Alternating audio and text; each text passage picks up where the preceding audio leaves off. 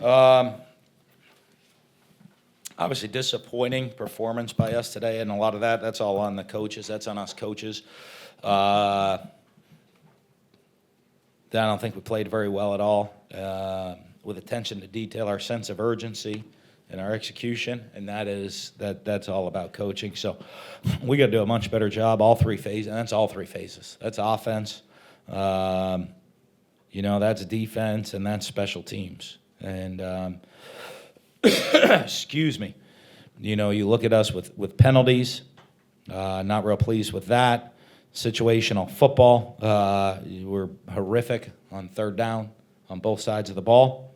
And to go back to the penalties, big special teams penalties, no game-changing special teams plays. In fact, negative special teams plays most of the night. Poor execution on offense, and I think we got out physicaled on defense, and that has a lot to do, again, with coaching, with us making sure that we're very physical football team, and so we have to get that fixed from us. Now, Missouri, though, is an excellent football team.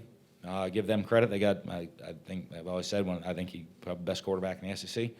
And you saw a team, and I kept saying and preaching to our guys, they've lost some close games this year, and they've done it, and they've made mistakes in those games.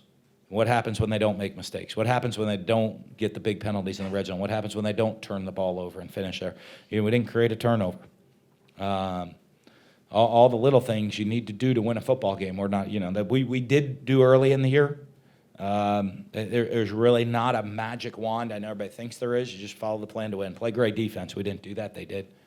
Win the turnover battle. We didn't create any turnovers. We didn't turn it over either, so we didn't win the turnover battle, right? Red zone scoring. Got to get touchdowns every time you have a red zone. We didn't do that. Left 4 points on the field. Not that would have made a difference.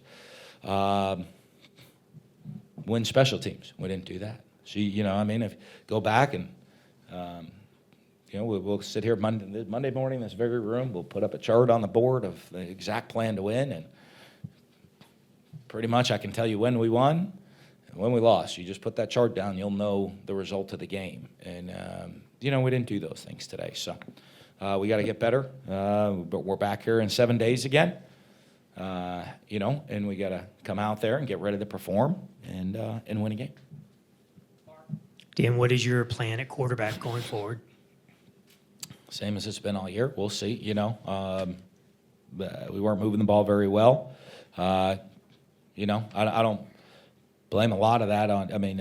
Felipe missed a throw or two here, but he's also, getting hit, and we got wide guys open, and I'm looking, and I'm like, what's going on? And then all of a sudden the ball sails, and you want to go all jump on him, and there he is with three guys being pulled off the top of him.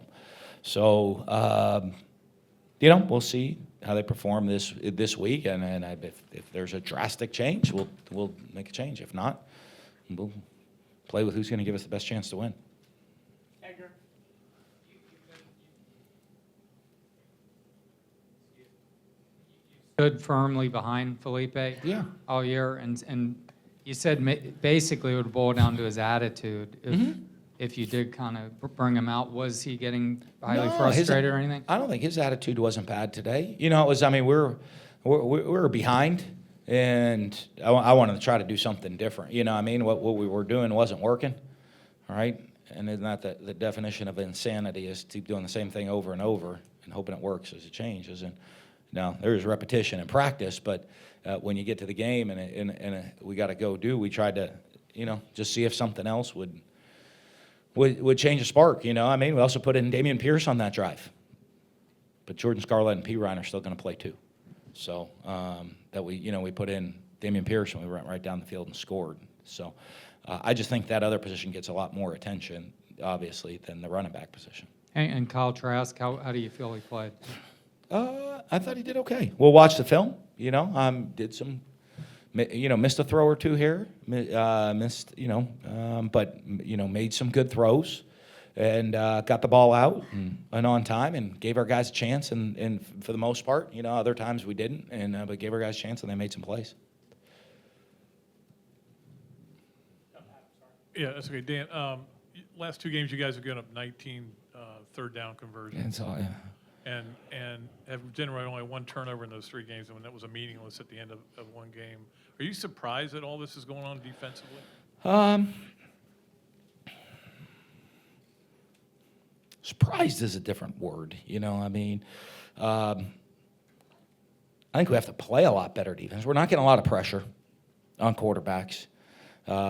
Obviously, we know we've been pretty depleted in the secondary throughout the year, and that starts to, you know, one of the things to me, and you know, I'm on our guys about rolling guys defensively. It starts to wear on you, not in an individual game, but in your total reps on a whole season. Starts to wear on you. You know, if you're in the secondary and you got to start, you're playing 70 plays per game. Doesn't show up maybe in game 3, 4, 5. Starts showing up in game 9, 10, 11. You know, that you're just worn down from the season because of the lack of depth and lack of rotation and number of plays you're having to play. But it is, as bad as we've been on defense, we were that bad on offense too, of staying on the field. And, you know, just key moments of the game, we're not executing the way we need to. And, you know, we got to make sure we'll evaluate that are we putting our guys in positions to be successful, right? I mean, they were 24 of 32 passing today. How many sacks did we have?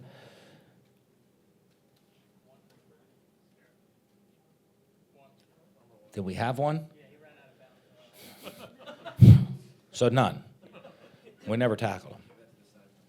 That's not real good, you know. So I mean, it's a harsh reality for us as a team. I think it's a little bit of a reality check of where we are with the guys. That, you know, if we come out and play really well as a team in all 3 phases, we're good enough to play with anybody out there.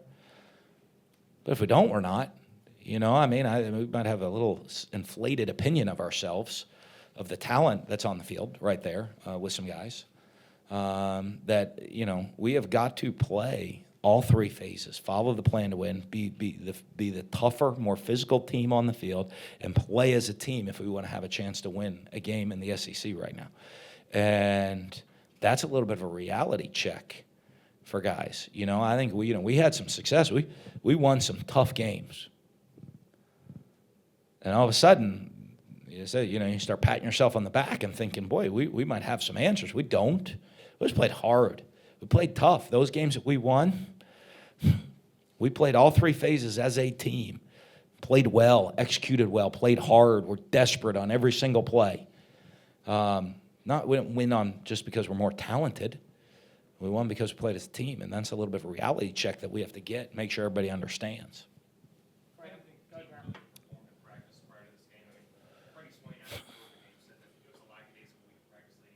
Yeah, I thought it was better, but I still, you know, I talked to our guys about the sense of urgency they have to have in every detail, you know, and here, this is where your toughness is challenged. Coaches, when you get into November, right, I'm tired, I'm beat up, I'm sore, I'm exhausted, the season's gone on, it's been wearing down.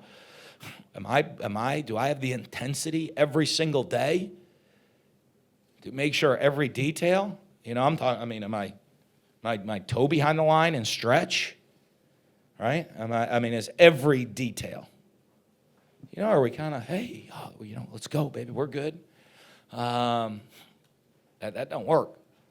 And so, you know, as coaches, that's a lot on us, you know. I mean, especially you leading the program, the leadership aspect of coaches. We got to do a great job of leadership within the team to make sure that everybody has that sense of urgency. And I don't care if it's going to class, making sure you're here 10 minutes early on the morning meetings, right? Or execution in the 3rd down period of practice, right? To covering a kickoff on Saturday. All the same, either you're going or you're not, right? You can't, nobody, you know, being a champion is not a sometimes thing. It's a way of life. You are or you're not. I don't turn that on and off, right? I am or I'm not, and it's every aspect in your life. Thomas. Dan, in terms of the game plan, did you feel like you had to pass the ball in this game to be able to win? Or have some success? No. I mean, I thought we wanted to have some balance doing it. I don't think we executed very well in the run game. Especially early on, and even plays. I mean, you know, like boy, this should be a good-looking play right here. We have somebody fall down, or, but I think we wanted to try to be balanced in run and pass, and part of it I thought that they'd be aggressive to stop the run, which I thought they were. We needed to hit some shots down the field, which we didn't. Whether it was we had a drop or two, and we had an overthrown ball or two, and then we had a protection breakdowns, and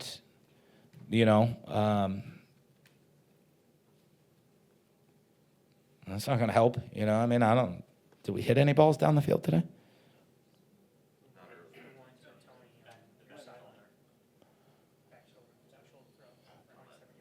Yeah, and it was fourth quarter.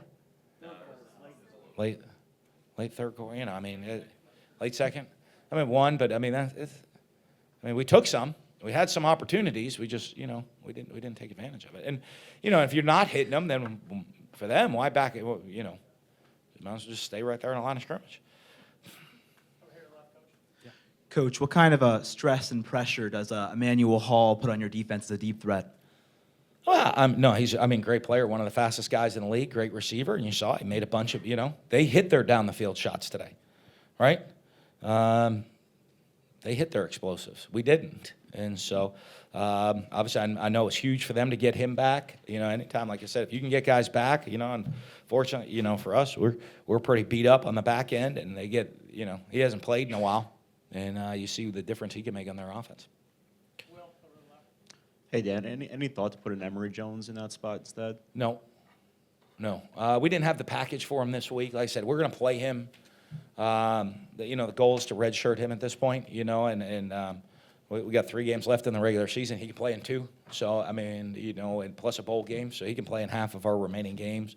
And what we've tried to do to build him, like I've done with a lot of young quarterbacks, is let him run our offense. He gets reps in practice during the week. Let him run our offense a little bit, but also have a specific package that we're going to force him into the game to go get that experience, build some confidence. Excuse me. Sorry. And we didn't have that for this game. So, but we got it. We'll have 2 of the next 4 games. And that's a cold. It's not something in my throat. So that's not going to help. Last 2 weeks, is there anything the defense have done that's kind of been similar in sort of keying in on what Felipe is good at or what he's not so good at? No, you know what? I'd love to say yes, but they're a very different defensive scheme than the team we played last week. Very different. So, yeah,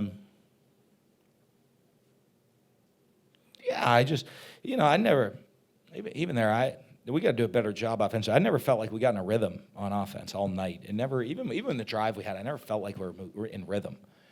Even when we drove the ball sometimes, it just, you call a play and it's like, what happened there? A negative yardage player is, what happened? And that shouldn't happen. So I got to do a better job with play calling, keeping us in a good rhythm. You touched on this earlier, but how did Felipe handle it? And did you consider making the move at halftime? No. It was. I was sitting there, and Brian's like, "Hey, let's." Right now when they scored. I looked. I said, "Kyle, if they score here, I think it was putting us down 35. You're down 4 scores. I'm gonna go with Kyle and see if he can do something here. If we get a stop or we get a pick or all of a sudden, you can get a break. All of a sudden, we score a touchdown. Well, even at the end, we get the fumble return, but that was before then. But it wasn't a halftime discussion at all.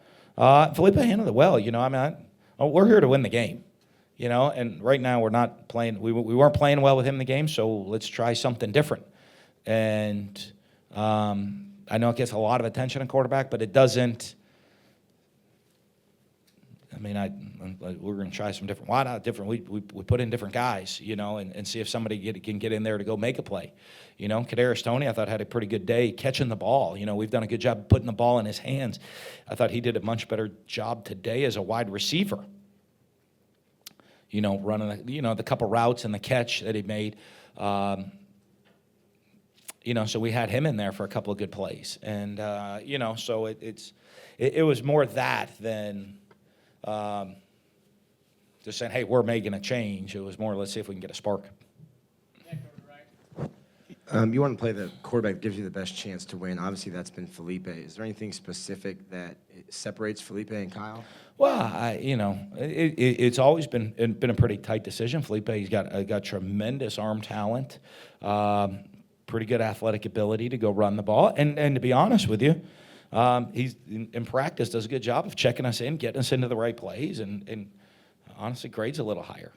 Now I will say this: Kyle had a pretty good week of practice this week, and that certainly was in the back when we decided to do it. You know, if Kyle didn't have a very good week of practice, I don't know if I would have, maybe you just do it to see what happens. But I thought he had a pretty good week of practice. And so why not give him the opportunity to see what he can do? Hey, so Van Jefferson had 15 receptions, 4 catches. Was that part of the game plan going in to get the ball to him that much, or would you like? Yeah, to see we were the- trying to get him the ball. He had 15 what? Targets. Yep. And 4 catches. Is That's that pretty something bad. you kind of want to see the team maybe spread the wealth a little more, or is that? Well, kind of the game plan going in? part of our plan was to get him the ball. We thought that they were going to create some matchups to get him the ball, and I told him going in we were going to try to get him the ball some, and it was something we wanted to attack. Obviously, I didn't have that number in front of me, but that's pretty poor execution of that plan. How do you, I know we were focusing on the quarterback a lot here, Yeah. but how do you bring back a guy's confidence? I mean, have you been in the situation? Felipe ran into this last year, and then Yeah. it just kind of. Well, here's the thing: is all Falter. that matters is that the people in the room, people in this building know what's going on. Hate to call you all out, or if the fan, you're not there all the time. You know what I mean? You're not there at early morning meetings and putting in the game plan and watching practice and going through the film and what's the game plan and executing the game plan. And I know our fans aren't there for all of that either. So it's one big thing I tell them. Everybody's going to have some good days and some bad days, and he does some really good things. Today, like I said, I'm certainly not here pointing the finger that he was terrible, and we didn't pull him because he was terrible. We pulled him because the offense wasn't moving, and we wanted to see if somebody else could get it done, and put Kyle in, not because of his individual personal performance. I'm looking, and we got to protect an awful lot better. I watch our quarterback. We had how many sacks? And our guy's getting, on slants is getting, he's catching it, throwing it, and getting lit up. That's not very good. You can blame the quarterback what you want for that, but there's a lot to go around. And you said that you were eager to see how your team responded to the Georgia loss, and a lot was still to play for. Still is. What is your assessment going forward, and just? Still a lot. I want to see, we get a great opportunity to see where we're at as a program right now. More than just as a team, also as a program. When things get tough, how are we? All right? This is when you got to buckle down and the toughness comes through, right? We got 3 more games to go play here in the regular season. Then we get a bowl game, and we get to go see what we're all about as a team. And, what this team's made of, and then where the program's at a little bit with all of us moving forward, because there is still an awful lot to play for as the season goes on, right? The most important, everybody in that locker room, hopefully, play for each other, play for the Gators, play for a team. But I'd be really disappointed if people don't want to play for themselves. They keep score.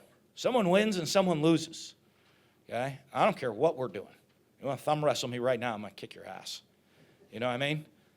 If you want to come on up, I got you. All right? You want to go run stadiums, I'll kick your ass. You're going to keep scoring, someone's going to win and someone's going to lose, I want to beat your ass. If we don't have that attitude in the locker room, you got a problem. What are you doing? There's a lot to play for. Namely, you put the ball down next week and someone's winning, someone's losing on that field. If that ain't enough, boy, never mind representing too. You got to represent the Gators. You have pride in the university. You have pride in the program. You got seniors playing their final games coming up. There's a lot. But that individual, either you're a competitor or you're not. That's all I need. All right? That is all I need. And certainly, I hope that rubs off, and that's the attitude of every single guy in the locker room. Well, that was a pretty good wrap-up by me right there. Shoot. I know, I was about to, but I didn't want like you to get all think I was like kind of standoffish. Dan, I just want to ask, I feel like a lot of fans out there feel like, they're really happy with you as a coach. That's nice of him. They still don't have a quarterback after 10 years since Tim Tebow. Why is it so hard, and what would you say to that kind of sentiment? Well, we have our quarterbacks haven't played much in this system right here. We have two guys that are young guys that haven't played a whole lot of football. So we're going to keep coaching them. We're going to keep working them. And we want the program back. We need a sold-out stadium next week. An unbelievable home field advantage. It's how it works.